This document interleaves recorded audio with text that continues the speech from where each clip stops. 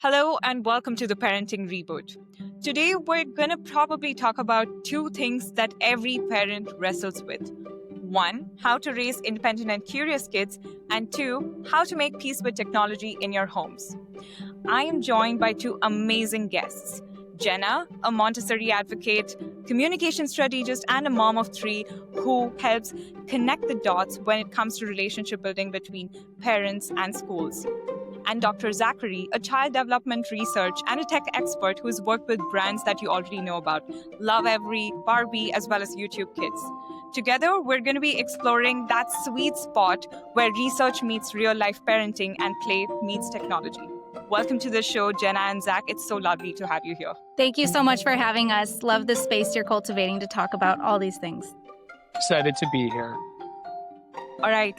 So one of the first things I love to jump into is ask my guests about a bit about their background, right? So what is the mission that you're on and why do you think it is important? I love that question. What's my mission in life? Gosh, I think right now, my hope in everything that I do professionally with communications and advocacy around play and parenting and child development and Montessori education really boils down to a stronger parent community. Um, I think that many parents today feel isolated and burnt out. I think these are big themes that are worth getting really curious about. And so, what is within our control to come together and encourage each other, feel grounded, feel capable, feel confident? Because ultimately, the more we take care of ourselves, the better we can raise the next generation. So That's beautiful. Well And said, Jenna.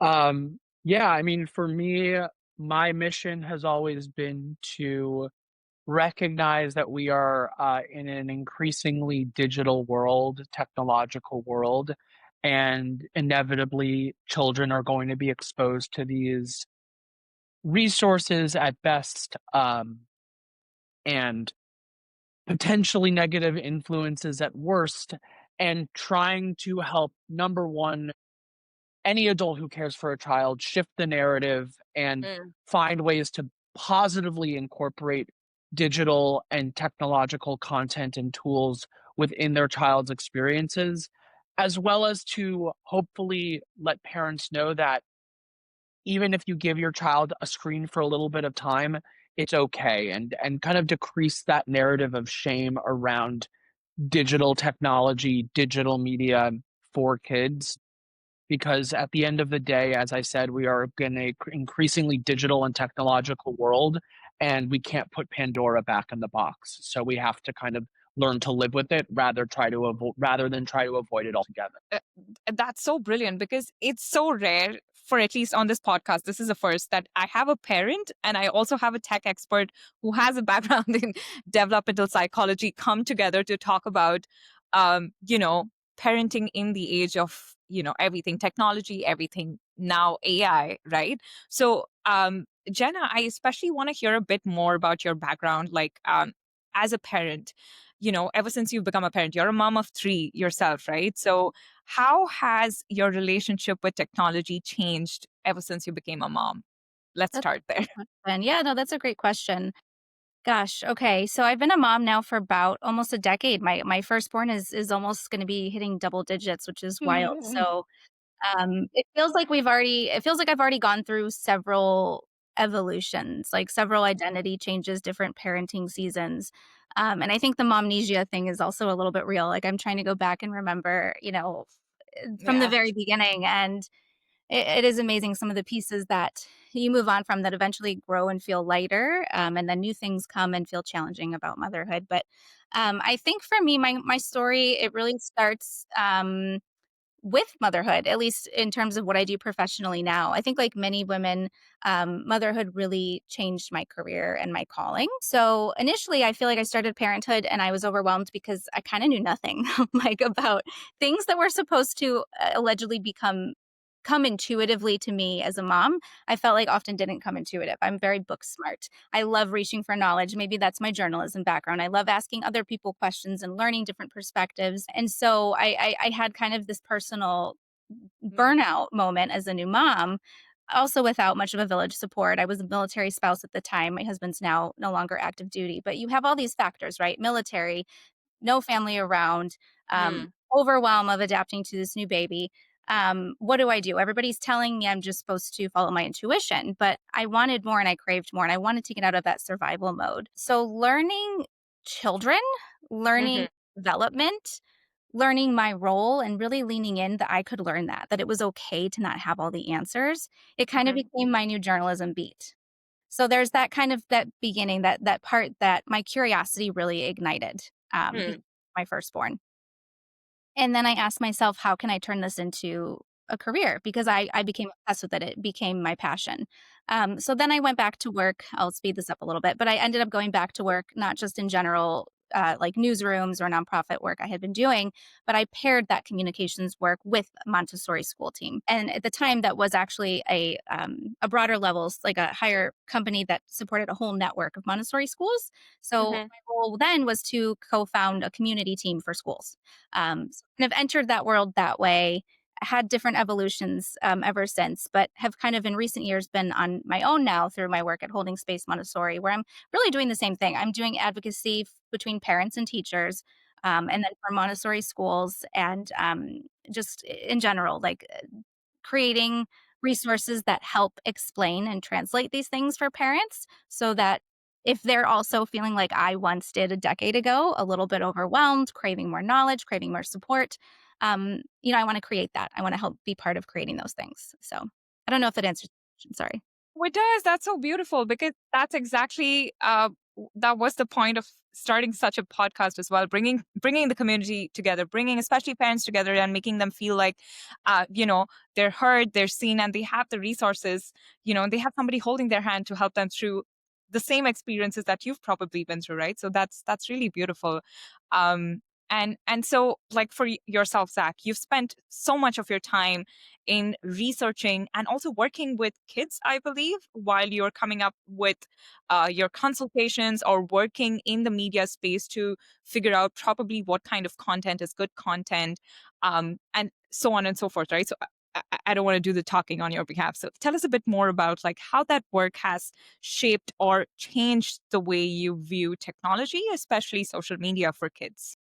Yeah, I mean, I think at the end of the day, um, my interest always came deeply rooted in a psychological perspective, right? Which is like, what are the ways and the things going on in young children's mind that lead them to be able to, number one, interact positively with media, whether social or TV shows, what have you, as well as ways that we can take the current system, the current landscape, and kind of lift it up a little bit more to help and benefit children.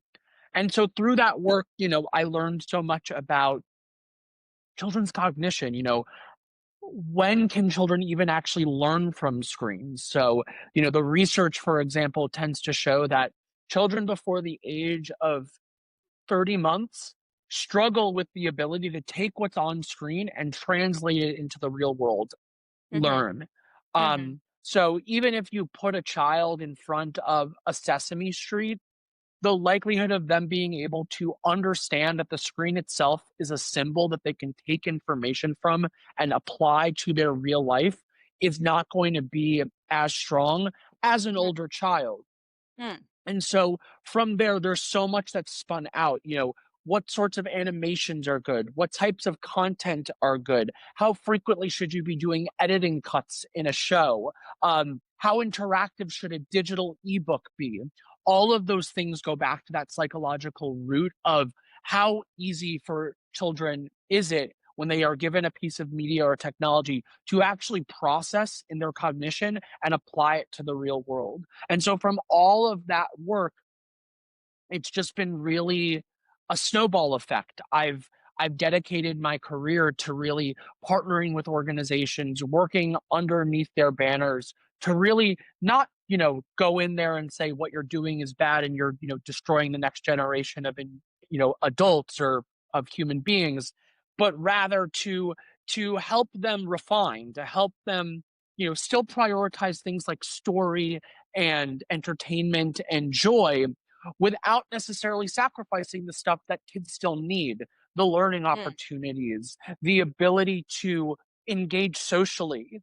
Because I think ultimately, when considering things like social media like YouTube, which I think sometimes people don't realize is a social media platform. It is inherently a Yeah. community-based platform that children have access to. They can see other peers through the lens of YouTube. They're not necessarily always designed, individual videos or overall platforms, to be like the best for kids. They're often designed to be more than one thing, to obviously make a company money, but also to keep kids engaged and also provide them with a wide variety of options. And so Mm. to be able to help guide and help research and do studies to evaluate what's effective, what isn't, what is teaching, what is not, and being able to still not compromise maybe the overall mission of a company, that's where I really kind of tried to find the sweet spot. And I'm still figuring it out, but I've definitely come a long way in my career since I was kind of a you know, starry-eyed new academic, kind of fresh out, looking to partner with organizations that would allow me to help them, for the end at the end of the day, which is I think what we all want, to have the most largest positive impact on children's lives as we possibly can. And I will piggyback on that. Like I'm grateful that I've had the chance to work with Zach before, but also just like the work that you do, Zach, and in general, I think it is becoming such a big mental load for parents today. And I think especially going back to that season I mentioned, being a new mom and being overwhelmed with all the things to think about and prioritize. And it is a reality that figuring out your tech approach, figuring out screen use, it's a big part of that puzzle piece. And so it's helped me to lean on expert guidance and because I think there's so many questions, right? And so to be able to really pause and get that external input of like, well, what do we know so far? Like, Mm. what is the impact? What do we actually know? And how can we then turn it and make it make sense for us and our families? And I will say this maybe, with the Montessori tie, I think many people from the outside in they might assume that like all Montessori families would be screen free or something like that, right? Because Montessori is a very the teaching method itself is built around what are the developmental best practices for kids and from an early age, which most people see right off the bat. Montessori for like toddlers, yeah, you're not going to see iPads in a classroom, right? Like you're going to see children who are sensorial learners, you're going to see them immersed in very real world hands on activities. But that doesn't mean that the philosophy that inspires parents to then expand upon in their home and in their family life, it doesn't mean that you're replicating a Montessori classroom, right? So I'm a huge Montessori advocate. My kids go to Montessori school. I definitely would say I'm a Montessori mama. And we've always had some screen use. There might be Montessori families who are no screen. There may be Montessori families who are low screen, which is kind of what I align with. And then there may be Montessori families who are team screen and they just build it in and it may not even be considered low screen. So I think that variance is important to point out because it's nuanced, right? The role of screens and how we ultimately make it work for us. Yeah, I mean, to piggyback on that, Jenna, as well, like I think, obviously I spoke a lot about from, solely from the child side in terms of my journey, but the parents have always been also a huge part of the work that I do. And honestly, not just parents, any adult that cares for a child, an educator, a relative, etc. I think that there's often this kind of double-sided, you know, double-edged sword around screens where it's like they're present, kids enjoy them, but also there's so much out there that says you shouldn't give your child screens. Screens are bad, media is bad, digital is bad, tech is bad for kids. And I Mm. think what times I try and do when I talk to teachers and parents is m- make them hopefully see that the screen itself is the medium, it's not the message. If you turn off an iPhone, tablet, a TV, and you don't turn it on for the kid, they're not gonna do anything with it. It's still a screen, right? Like, just because something isn't on it anymore, it's still a screen. We use this broad label of screen time, But really, what we should be focusing on as a society is not the medium, it's the message. What is the content that you are choosing for your child? Because that's really what makes all the difference. So, Mm. as you said, Jenna, there are no screen families, there are low screen families, there are just screen families. But at the end of the day, it's like what I think sometimes is missing in the no screen family is the recognition that it's not the screen itself that's the problem. It's what choices are made on what you're showing or letting your child interact with via the screen. And not to say that, ultimately at the end of the day, I think families need to make decisions that are best for them. But I really like to always dispel the myth that, letting your child watch 30 minutes of Bluey or Sesame Street or Peppa Pig is not going to turn them into the next, Ted Bundy or like a serial killer or, totally developmentally ruin them.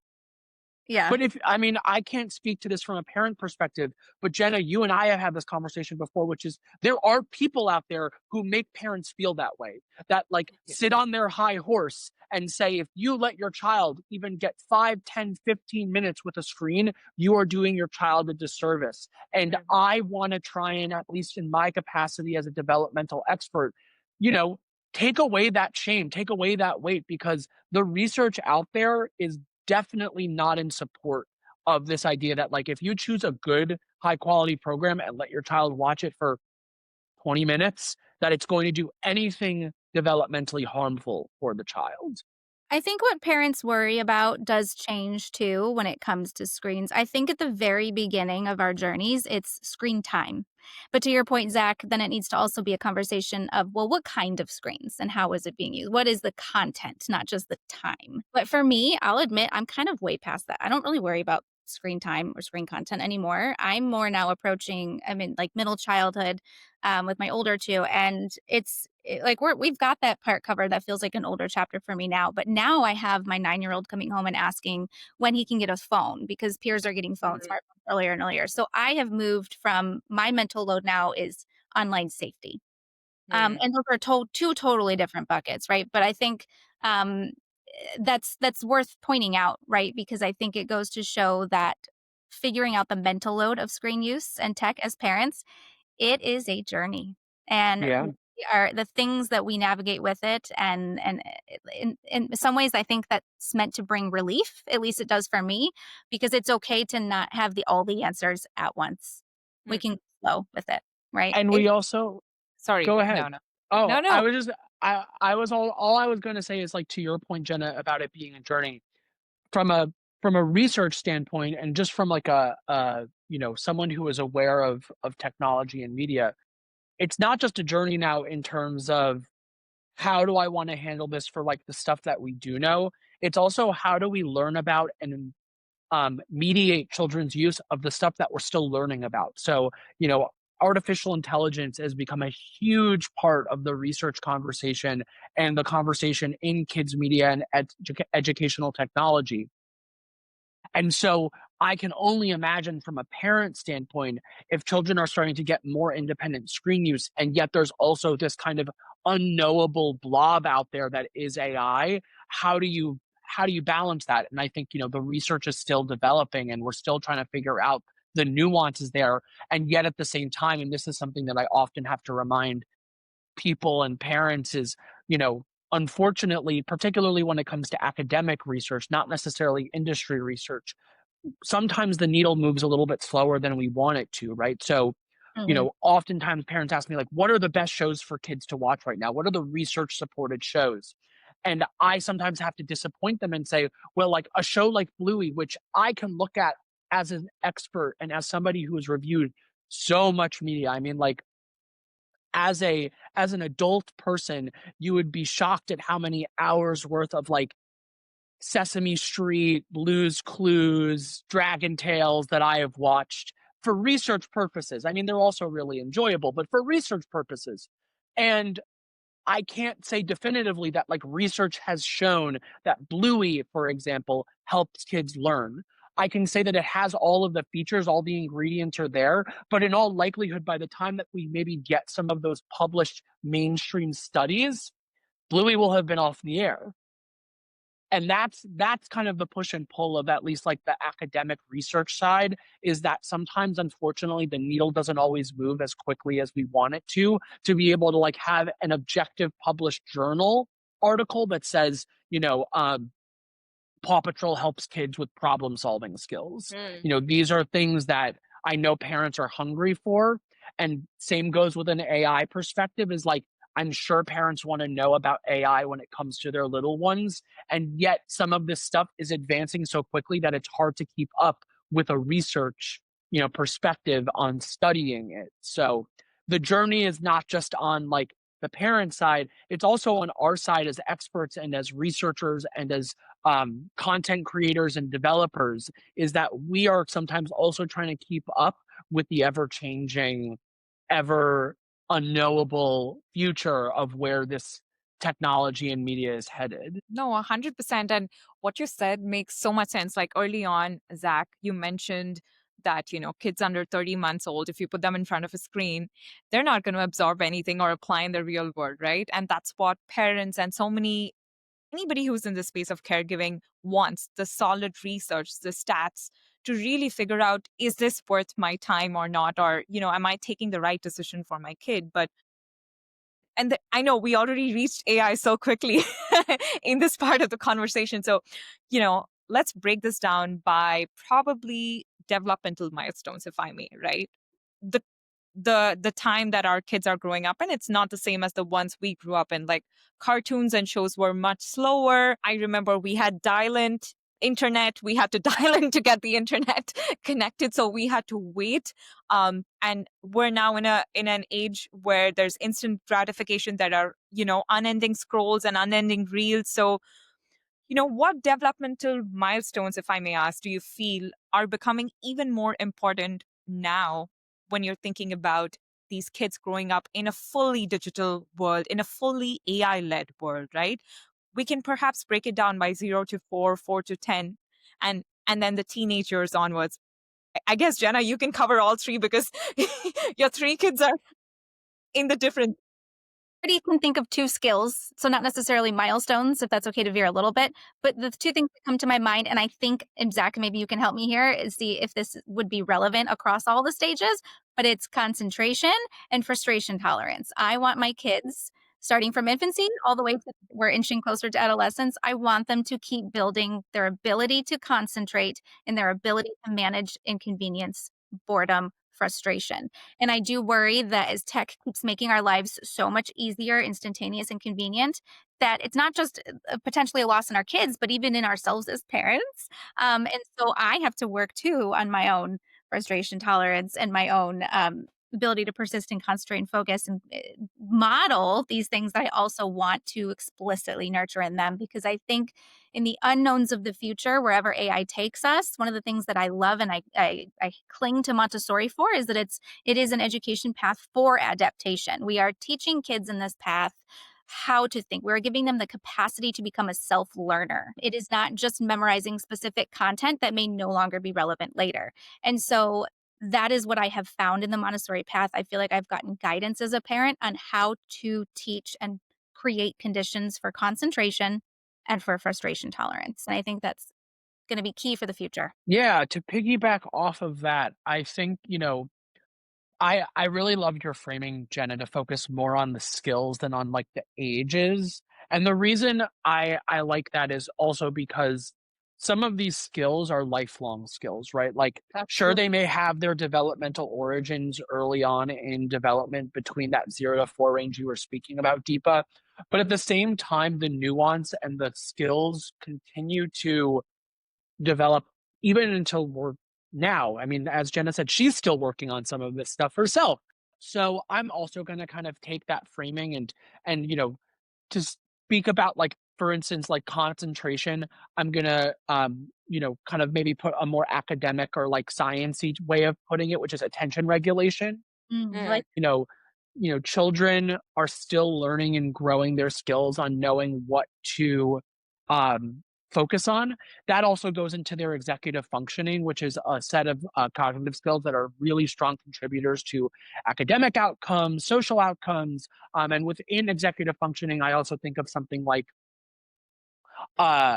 inhibition, their ability to, you know, uh, basically like minimize a dominant behavior or reaction to Mhm. prioritize what they see as what's more acceptable in that context. So, for Mm. example, to the ability to inhibit, leaning in on the phone or the tablet to go and do their homework or to go and do something outside. Um, that's something that I think parents can really help their child work on by doing things like setting screen time limits, mediating usage. The other thing to build on coping skills is emotion regulation, the ability to, you know, I think the best way that I can put it is that I think a lot of parents have experience now with the screen time tantrum, right? Their kid is engaged, they are watching or playing or doing, and it's time for it to be done. And the child is not ready to give it up, and they throw a massive meltdown fit, what have you. And I've even had parents say to me, it feels different with the screens. It feels more intense. It feels more um desperate or more dysfunctional. And I empathize with that completely. I think that in modern day, emotion regulation and the ability to find ways to help your child agree with your decisions and understand them, even if they don't love them, and control their emotions, that is a skill that is going to help them throughout their lifetime because we're all faced with disappointment and things that we don't love happening in our lives. And the ability to cope with that, the ability to regulate our emotions, it's not to say don't feel them, but it's important to give your child the space to validate it, give yourself and your child space where you can validate their emotion, put a name to it, particularly for those little ones who are still developing emotion language. Say, I totally understand that you're feeling upset. I Mm. understand that you are frustrated. I would be frustrated too. And then to try and, for their developmental kind of where they're at, give them some form of distraction or option or something that can help them kind of transition to the next thing. By doing that sort of feedback loop of let them feel their feelings, validate their emotions, and then give them either something engaging or enjoyable that they can kind of move on to, and or give them options so that you can promote their autonomy and their feeling of choice. That can really help them see that, okay, like, I may be upset, but there is something to move on to, and I can control how I'm feeling to be able to go and continue on. Um, you know, and look, each range that you spoke to, Deepa, has its own relationship with screens, right? So, like those early times, those 0 to 4 times, parents and families often utilize screens to keep their child occupied. Let's call it what it is. It's often used as a babysitter. We've all been in the restaurants and we've seen the family having a nice dinner, and the child, maybe the 3 or 4-year-old, is kind of keeping quiet because they're on the iPad and they're watching something. That's not unacceptable behavior. It is to say, don't have them do that for 6 hours, but if you're going to have an hour-long meal and the child is having a difficult time and you're going to give them something high quality content like a Sesame Street or an educational, like, learning app, a Duolingo ABC, absolutely, that is not to say that it's the best thing, but it's not going to, like, wreck your child. Then when you move on to kind of that middle childhood period, elementary school period, like Jenna is in right now, where she's kind of said to herself, I'm not worried about this as much anymore. I'm not, like, thinking about, like, what I need to do in terms of limits and all of this stuff because you've set up that routine. It becomes more a source of entertainment. But, Mhm. kids wanna keep watching, kids wanna keep engaging, they're finding special interest in content, right? So it's no longer just kind of this broad generic educational stuff, but they're seeing, like, you might see kids leaning more into, like, DIY videos or a specific show or a specific character or what have you. And then when you get to adolescence, technology doesn't just become a source of entertainment, it becomes a connector, right? They become able to connect with their friends via many forms of social media, text messaging, etc. Each of those periods if you can start from the get-go with, hey, let's attention regulate, like let's refocus, let's inhibit our response that we, for a teenager, we want to be texting our friends, but we have to work on our homework. If you're building those skills in the beginning, they're going to hopefully be more apt at actually doing that sort of task switching later on. If they are able to control their emotions and find ways to move through and cope, that when their kid is 17 years old and you go out to dinner and you said, what, we're doing a no phone dinner, they may be frustrated, they may be upset, they may want to text their, you know, friends or their boyfriend or girlfriend or partner or whatever, and they'll be able to deal hopefully better. So the beginning often begets the later, but those are the skills that I would certainly kind of focus on, kind of to build on what Jenna was saying.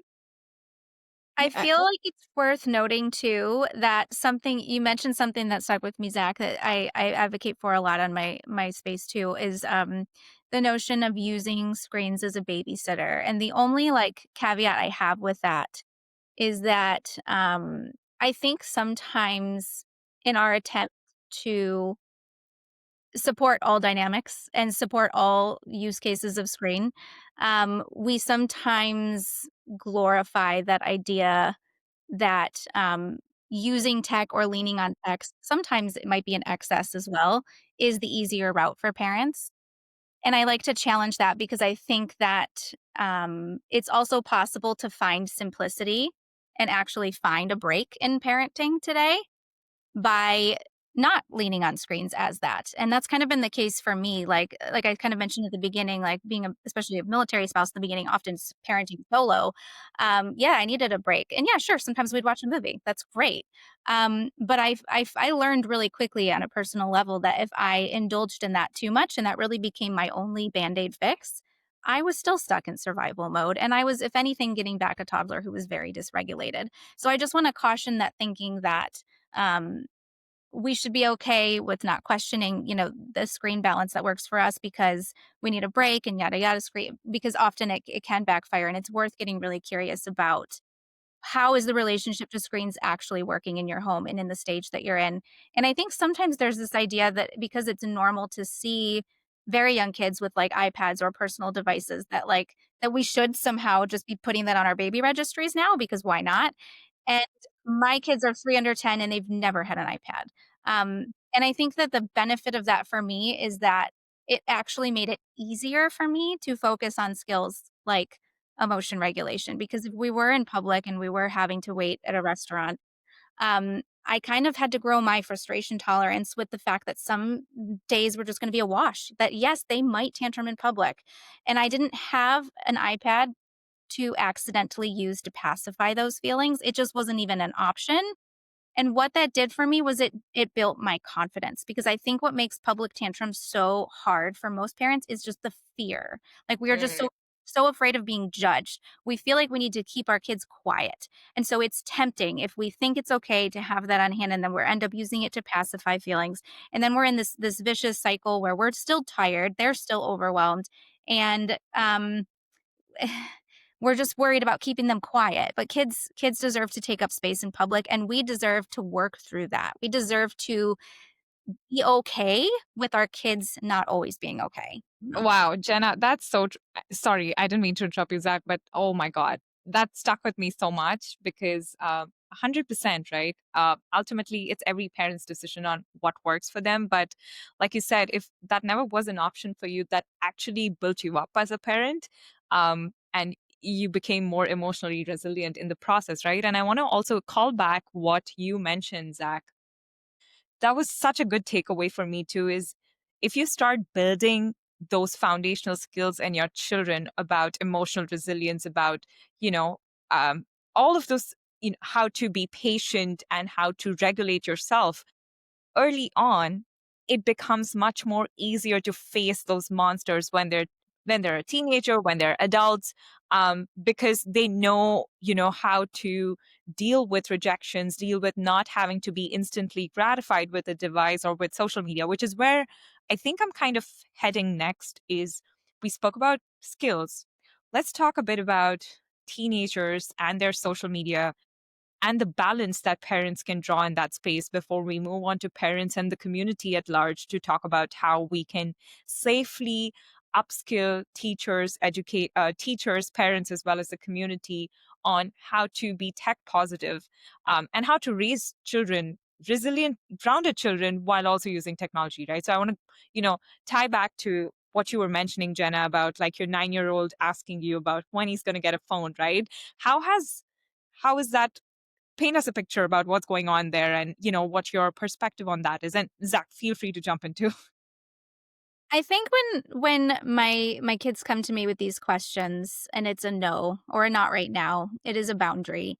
I try to take a kind of authoritative approach. So being warm and approachable, not very punitive, but also still boundaried, right? So we're not going to have a smartphone right now. I don't think my 9-year-old really has a use case for a smartphone right now. And I selfishly am not ready for the additional mental load of parental supervision of early internet access. If I can't, and I don't trust just parental controls, I feel like I need to be an active role, even if there are parental controls available. If I don't have, if I'm not ready for that, then it's just, it has to be a no, right? So it's twofold. It has to be evaluating myself and if I'm ready, and also evaluating him and if I think he's ready. But in this case, I just don't think there's a need for it. We have a landline phone that we just got this summer. So if he still wants to connect to his friends, he can independently call and use the landline phone. And look, I think there's for me an approach of let's talk about it though. Like I need him included in my why because it's never going to stay a no. He's going to one day have a phone. And that's not inherently a bad thing. But the more that I can, in the same way, if he's ready to ride his bike around the neighborhood independently without me, I'm easily going to sit down and know, okay, we got to talk about some things first. We're going to practice some things first. What are the safety skills of riding your bike without me anywhere near around the neighborhood? And I think we forget sometimes that with screens as parents, it's not just boundaries, it's not just saying no, but it's also what skills do you need to be safe. So I have this, I knew I would forget the name of it on the spot, so I brought it down. But for example, I have books that are for him, not just for me. So it's a book, What About Digital Tech? And it's a Q&A book and it goes through and we read this together. And so he knows and he has inclusion. And this is kind of from my Montessori roots too. How can I include my child and offer guidance, not just freedoms or limits, but guidance and explicit scaffolding of skills? And so he's very aware, and we're having these conversations together about like what are the kind of things to know about using a phone? What are kind of some of the dangers of online, and different things like that? So I think it comes down to that for me: inclusion, guidance, and warm but boundaried. Yeah, I mean, I think to Jenna's, I really love that approach. I want to try and kind of broaden it a little bit though.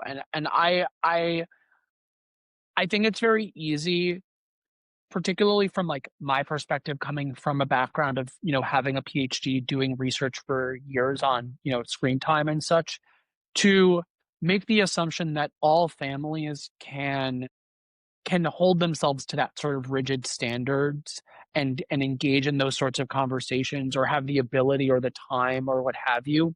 And so I often like to kind of contextualize that, like, to bring it back to that example of, a family who has their child at a table with a screen. I think it's very easy for us from a like I'm just gonna call it like from sometimes like a privileged perspective to sit there and judge them or be like, oh, they're doing wrong by their child. But I think at the same time, there are certain things that parents don't have always the ability to do or to or the time to do. And so I think about, your son, Jenna, like I totally respect and I really appreciate that perspective about like wanting to have that conversation and wanting to sit down and explain why. I then also think about a child who maybe lives in a much less safe area who walks to school and parents both work jobs.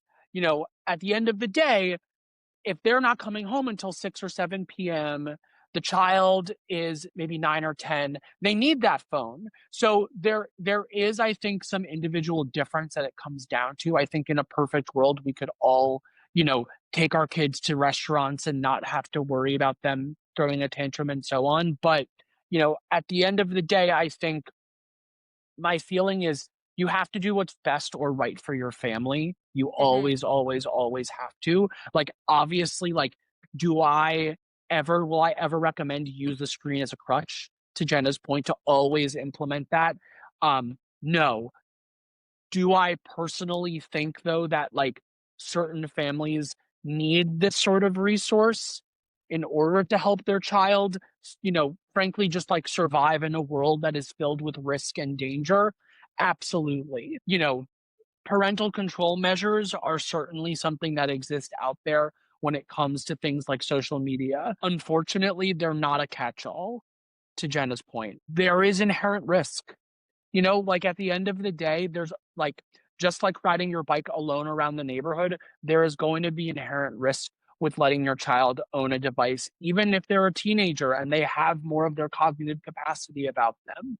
But ultimately, if for your family it makes sense and you need them to have it, that is something that I can't sit here and be like, that you are making a wrong choice for you and your family. That, like, if you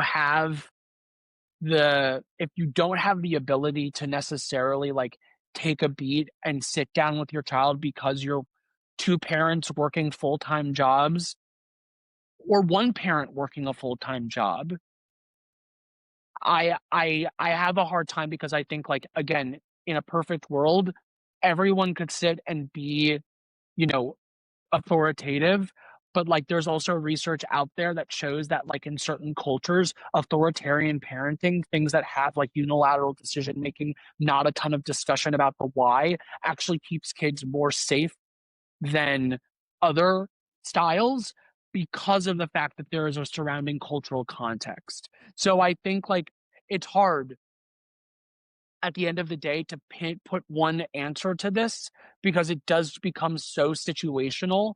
And, like, there have been plenty of children who have, at a couple of meals, needed an iPad or have needed a cell phone, at 8 years old, that have ended up being developmentally okay. So it's not necessarily going to, like, ruin a child, but it's more to say, like, you have to sometimes take in those surrounding contexts in order to make sure, like, don't no family exists in a bubble. And I think maybe particularly when children become teenagers and start really having that autonomy, there's no truer time than that, because they are seeking independence. They're seeking to feel like they get their own space, they carve out their own world.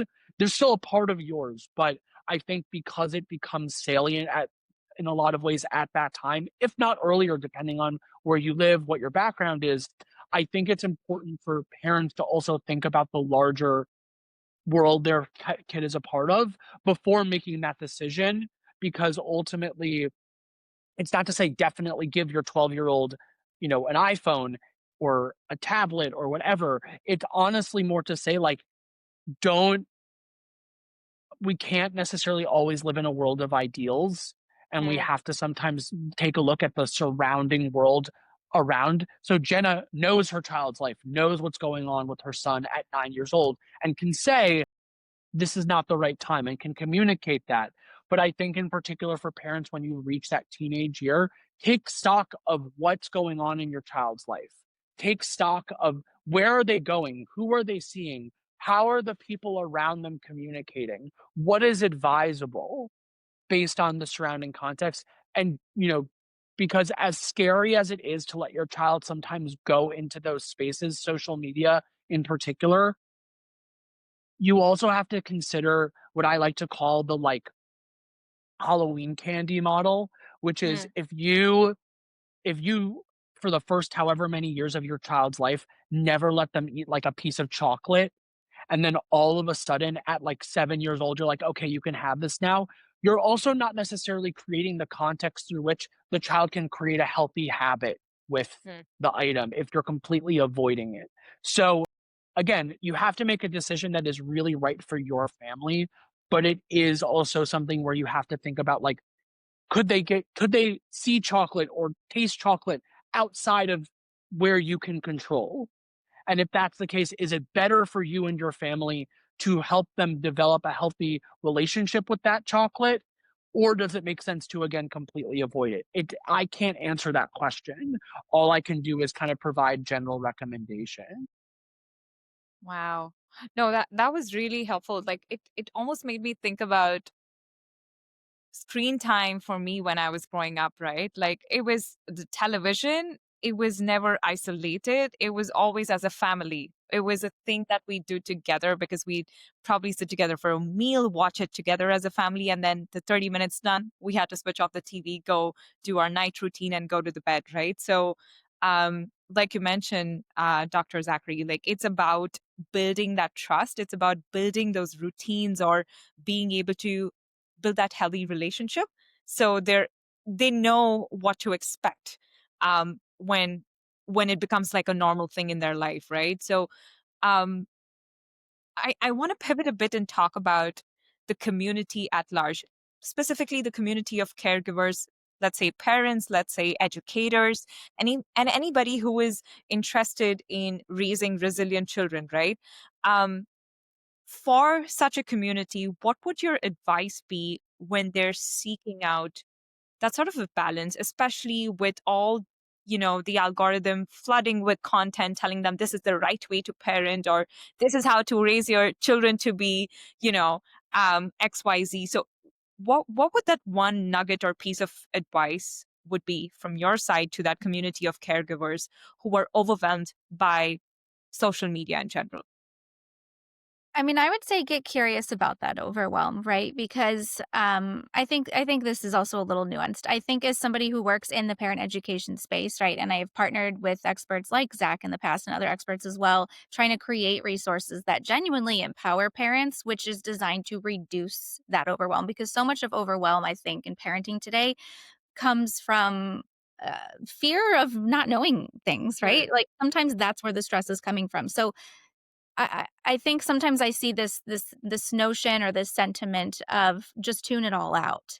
And I don't like that because I worry that swings too far the other direction of promoting hyper individualism in parenting, which can feel like I'm supposed to just have all the answers and I'm supposed to do it myself. And asking for help is a sign of weakness, and it's not. I think information overwhelm, if we're feeling that way, it could just be a sign that we're in a period of rapid growth and learning right now. That yes, we are kind of at that point where we realize there's a lot we still want to know about our baby in front of us. And that's okay. It's okay to be new at something. So sometimes I think it's just a temporary growing pain and a sign that we're actively changing, and that's kind of awesome, right? If we think the overwhelm is because we don't feel good from the people that we are consuming advice from, or we are consuming content that, yeah, the comparison is starting to become the thief of joy. Like we feel like we're really doing something wrong or that we're not good enough. That's where we need to be very boundaried in our own screen use, and we need to um, pay attention to what our body's trying to tell us, right? Because we deserve to have mentors and access to information that makes us feel good. Yeah, I mean, to follow up with that, I think to kind of speak back to where I was going previously is like context, context, context, right? There are a lot of influencers out there spewing a ton of different stuff about parenting. And I think what is difficult in that is everyone can really only speak from their own perspective. Like, no matter what, like, we can try our darndest to try and speak to a more, a wider audience, and I think there are people who do that well, but I think it's always about kind of couching it in the, like, this is that person's perspective, and I shouldn't necessarily apply it to mine without doing the proper digging to know what's their life like? Who are they? And who are they to say it, right? I mean, look, there are so many different people out there spewing information, and I think this speaks to a larger, period of time, I guess, where I would say where, like, there is, media literacy that needs to occur not only from a child point of view, but also from a parent and adult point of view, because recognizing where is this misinformation? Is this a skewed perspective? Is this slanted? Is this objective? Where are they pulling this from? What sort of language are they using?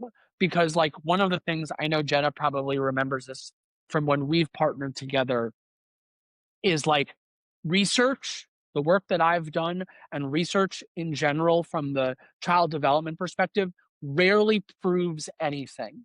Nothing is ever proven because if you think about it, really think about it, research on kids' social media use 5 years ago is completely obsolete now, right? But Yeah. people may cite it and say research proves Proves. that children who use social media are more depressed. Well, okay, that was when the landscape looked like XYZ and TikTok wasn't out there or AI wasn't a tool or what have you.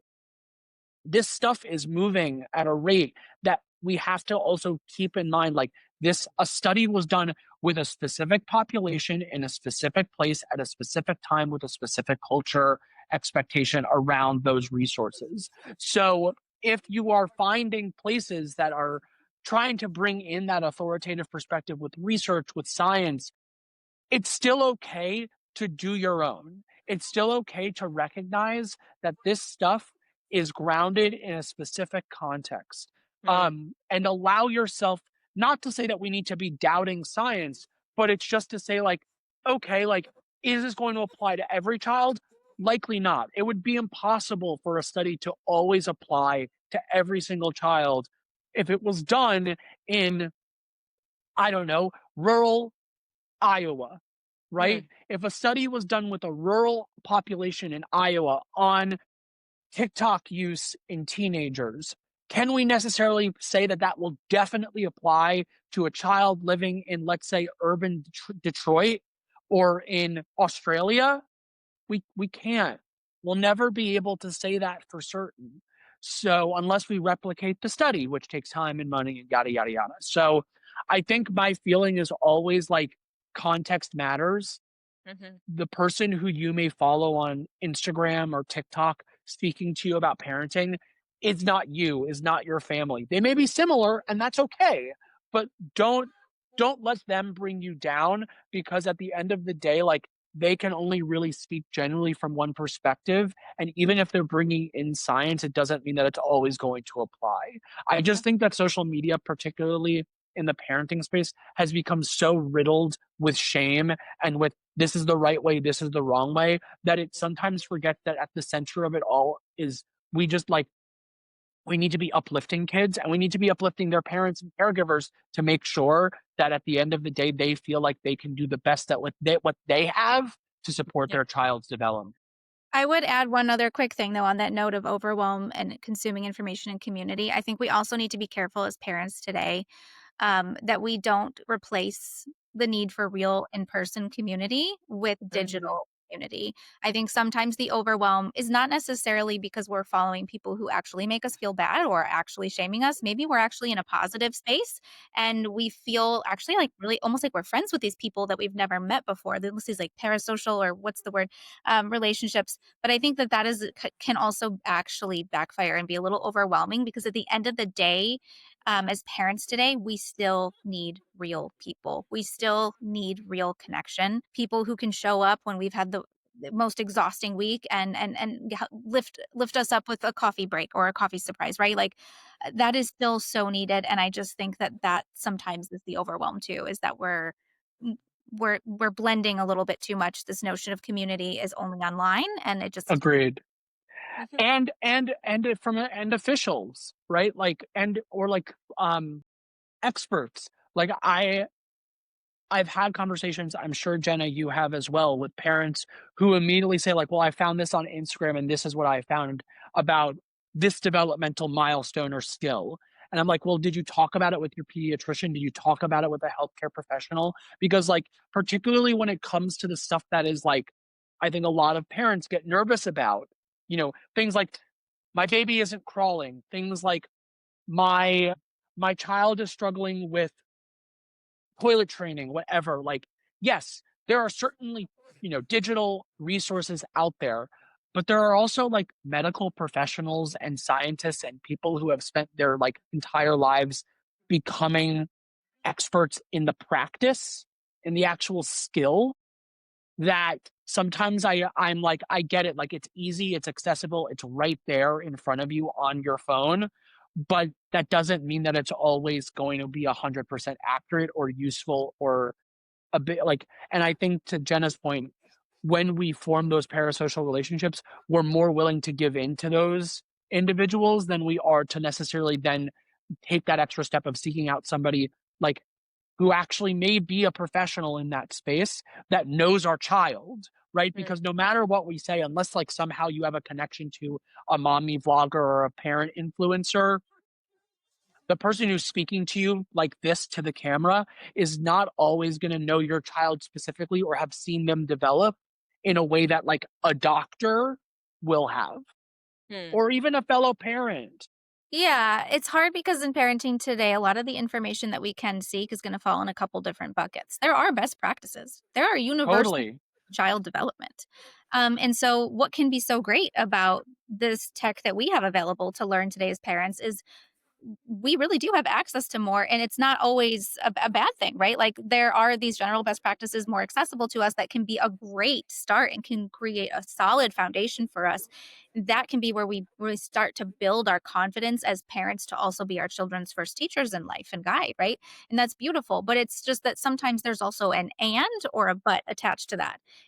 If the general information or strategies aren't working or something doesn't seem super typical with our child, we need to then have the confidence and the strength to realize it's okay to ask for more help. It's okay to get tailored advice and expert input, right? So it's that it's layered. I don't think it's necessarily that all the stuff we have accessible today is bad or gloom and doom. It's just No, being able no. to really scaffold and really understand the difference between what we're consuming, why, and how we plan to use it, right?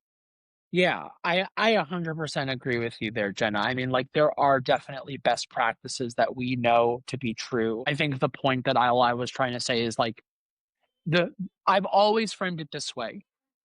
Just like for kids, I would say this for parents. Use screens and digital resources as one tool in your toolbox, not the toolbox, Hmm. That's true. right? It's the same thing for any sort of situation. Child throwing a tantrum, yes, could a screen be an option? Sure. There are other options to Jenna's point about like letting them feel their feelings or giving them a physical toy or a book or your keys or whatever. You know, screens should never be the catch all solution. They are just one thing that you can use both as a parent and as a child, but it shouldn't be everything in your life. That's true. And that's certainly such a big takeaway for parents, to think about or reflect about our own digital use or screen use, and be mindful of what we're asking the kids to do and versus what we're practicing ourselves in front of them too, right? Oh my god, we've covered so much in already in the last hour. But I definitely want to get your perspective on this one last piece. And I this is the most exciting part about the podcast for me is your perspective, or like your hope for the future generations, right? Like what do you think, or rather what excites you about seeing this future generation growing up with tech? What are the possibilities are you imagining for them? It's a cool question. I mean, when I think about that's what's so awesome about being a parent, I think, too, is you really do feel that the weight almost, but in a good way of what impact can I instill in them and what is their future gonna be like? What are they gonna go on to do and become and contribute? And I think as healthy as it can be to be critical of tech and to have valid concerns or to have questions that we just don't have the answers to yet about things like AI being the latest example. I will say, like, I don't feel all that terrified for my kids' future. I feel very optimistic for them and excited for them. And I think a lot of it is because I am going back to what I do know, which is again, if I want them to go on and contribute to the world in a beautiful way or be authentically their full selves and then I just need to double down on those foundational pieces of what I've learned, which is to build them up as individuals so they can go on and be contributors, right? To think about and prioritize things like play and creativity and all these kind of things that are staples. That's giving me a lot of comfort right now, but also reassurance. And I'm confident that because I'm giving them those sort of old fashioned staples, those non tech things, um, that the possibilities are there, that they have the keys, and with AI and with tech, that maybe they can go on and do even better than without AI, right? Like, I think one area I think is interesting to watch with AI is how it can make medical, like diagnosing patients more accurate, things like that. So it's not all doom and gloom to me. I don't think fear should be the dominant theme, especially with tiny eyes watching us. I think it's how can we use it for good and how can we continue to raise our kids in a way where they can, you know, take it over one day, right? Yeah, I mean, to again piggyback off of Jenna, I feel like I've been doing that this entire episode. But she's got so much amazing stuff to say, so I shouldn't be surprised. I think I'm excited for what they'll create. I mean, I think that's the thing. It's like this is such like as you were saying, Deepa, a couple maybe 20, 30 minutes ago, is like we genuinely are the last generation of individuals who did not fully grow up in a space that had smart devices, right? Like Gen Z fundamentally came into their own in a period of time where they were easily able to access smart devices. They're not obviously as smart as they are now, but the first iPhone came out in, I want to say, '06 or '07. Oh, six, yeah. Yeah. Yeah. So, you know, if we're talking about Gen Z, right, which starts, I believe most sociologists say around 97, 98, that means they were not even 10 years old when that first huge step forward came. And so I am so excited to see how screens, technology, and digital moving forward is shaped by this generation of individuals who have been fully immersed from the get. Mm. You know, not to say that I think that this is not that to say that I think it's a fully good thing that they've been immersed from the get or a fully bad thing that they've been immersed from the get. But I am so curious to see when they start being the ones in the driver's seats of these industries, Yeah. what is going to be what resonates with them? What shows are they going to try and emulate in the TV that they make for future generations of kids? What sorts of technologies are they going to find the most useful that they want to try and uplift in new iterations? I think that this is a unique time because of all of these advents of new technologies like AI. But I'm even more curious to see like when those tools are put in the hands of those who never really knew life without them. And not to say that they had them in their own hands, but they saw them and they were a part of that space. Where do they go with it? What is the limit? Where does the sky go? I think Mhm. that that is going to be such an interesting, innovative period that we just have no idea what it's going to look like yet. Wow. No, that I've never thought of it from that perspective, honestly. That is such a eye opener because, like, if you think about it, most of the people sitting in policy shops or deciding what the right kind of ethics or policy around tech use are people who have experienced some non tech time in their life and are immersed in tech. They're not fully digital natives, as you mentioned, right? So it is going to be truly interesting, not just from a tech adoption perspective, but also from a policy, from a government, from so many different standpoints as to how technology is going to pivot and probably do good things.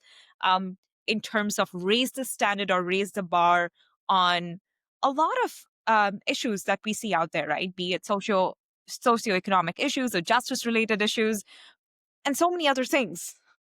I think we're going to see genuinely a period, I hope to see, I will say, of optimization. I think we're going to see hopefully a lot of innovation that leads us to more specific problems being solved, more specific issues being raised, Mm-hmm. and new ways to tackle it utilizing tech as tool, not Mm. necessarily utilizing more traditional values. Because as you said, like I think that's oftentimes the crazy part when I speak to parents, educators, industry leaders, is it's like, yeah, obviously, like they have a very valuable voice in this space.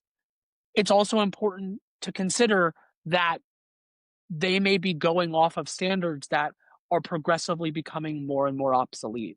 And it's not to say that they're not valuable standards, it's to say that they still need to be updated to suit this new landscape that we are a part of. We can't, as I said before, we cannot put Pandora back in the box. Tech is here to stay, unless there's like a gigantic electromagnetic wave that wipes out all technology, which who knows? Stranger things have happened. But in general, this is the world we live in. How are we going to adapt? How are we going to adjust? Because we can't go back. We can only move forward. This was such a mind-blowing conversation. I feel like I can schedule 2 more hours of this, but I know. Have us back. I think that's it. That's the key, right? Where we can dive into a bit more specific themes. But Zach, Jenna, I really, really appreciate both of you showing up today for this community. And I hope this is just the beginning of our conversations. I'm going to drop your where our listeners can find you in the bio description below as well. Do check out some of their work and stay with us. Thank you so much for listening to the Parenting Reboot. Thank you. This was a really enjoyable conversation. Appreciate you. Thank you so much.